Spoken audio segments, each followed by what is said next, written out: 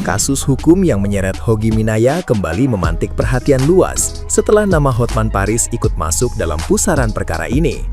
Publik dibuat terkejut ketika pengacara kondang tersebut menyatakan kesiapan memberikan pendampingan hukum kepada Hogi, suami korban penjambretan di Sleman. Melalui unggahan video di media sosial, Hotman Paris menampilkan kondisi Hogi yang tengah menghadapi proses hukum serius setelah membela istrinya dari aksi penjambretan. Langkah itu langsung memicu perdebatan publik tentang batas pembelaan diri, empati hukum, dan penerapan aturan lalu lintas dalam situasi darurat yang terjadi secara spontan. Perkara ini bermula dari kejadian penjambretan yang dialami Arsita, istri Hogi, pada April 2025, yang berujung kecelakaan hingga 2 pelaku meninggal dunia.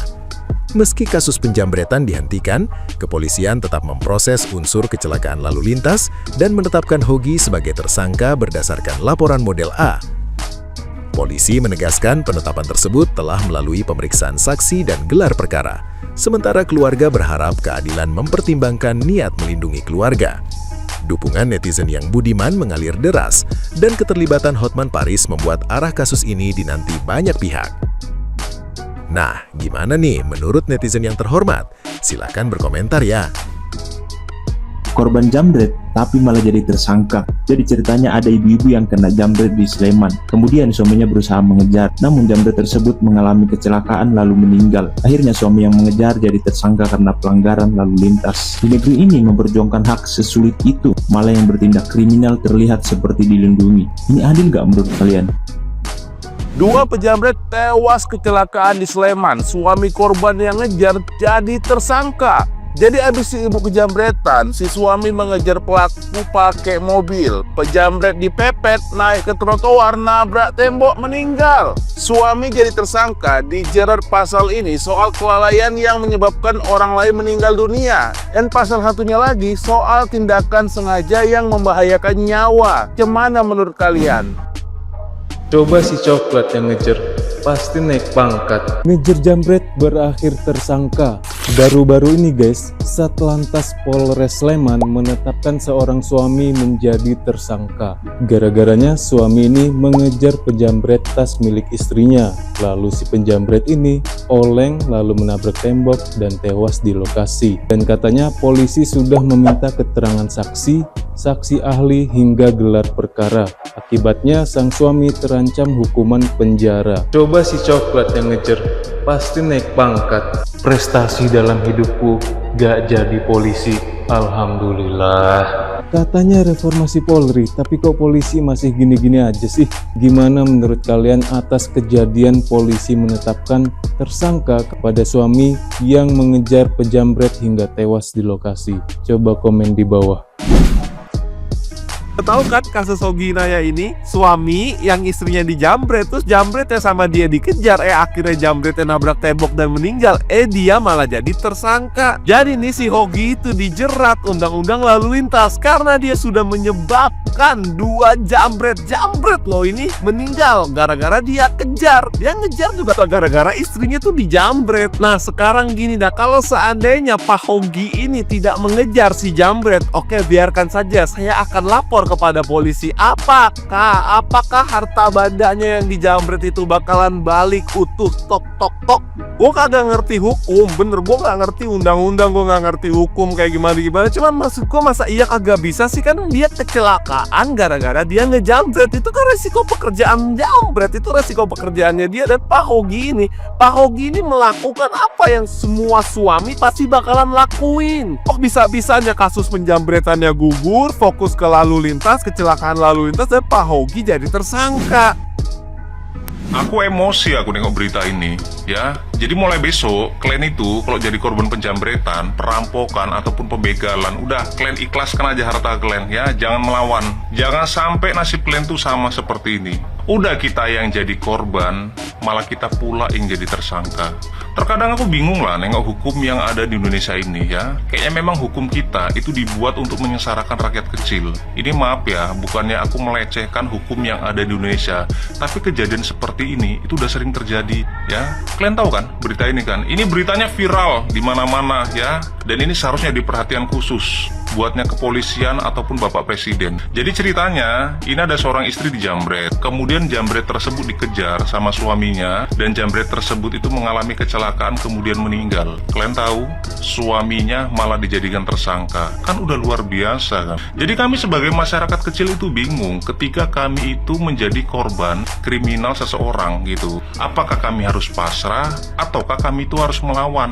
Seandainya kami pasrah melapor polisi, langsung direspon, ada hasilnya masih mending. Ini udah lapor polisi, bayar, nggak ada hasilnya. Jadi jangan salahkan rakyat, seandainya rakyat itu bertindak sendiri dan melawan.